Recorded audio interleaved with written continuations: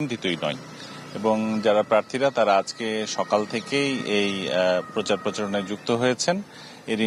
এরই মধ্যে কিন্তু আমরা জানতে পেরেছি নির্বাচন কমিশন যেটি বলেছে, হল সংসদ থেকে অন্তত 42 জন যারা আর কি বিনা প্রতিদ্বন্দ্বিতায় পাশ করেছেন এবং সেখানে 3টি পদ ছিল যেটাতে কোনো প্রার্থী খুঁজে পাওয়া যায়নি। এই মুহূর্তে আমাদের সাথে একজন নারী সদস্য যোগ দিচ্ছেন রাজশাহী বিশ্ববিদ্যালয়ে। আমরা একটু তার কাছে জানতে চাই যে মূলত নারীরা আসলে এই পদগুলোতে নির্বাচন করতে আগ্রহী নয় কেন? আমরা দেখেছি 3 পদে কোনো প্রার্থী পাওয়া যায়নি, আবার বিনা প্রতিদ্বন্দ্বিতায় অনেক নারী কিন্তু পাশ করেছেন। ফলে আপনার কি মনে হয় নারীরা কেন আসছে না?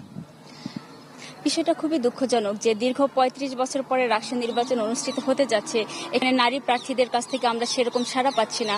আরেকটা বিষয় অবাক হওয়ার মতো যে রাজশাহী বিশ্ববিদ্যালয় এতটা পুরনো একটা বিশ্ববিদ্যালয়, এত বড় একটা প্রতিষ্ঠান, সেখানে কোনো নারী এবং ভিপি জিএস প্রার্থী পাওয়া যায়নি। আপনারা হয়তো অবগত আছেন বিষয়টা। আসলে মূলত কিন্তু নারীরা কিন্তু এই জুলাই অভ্যুত্থানেও কিন্তু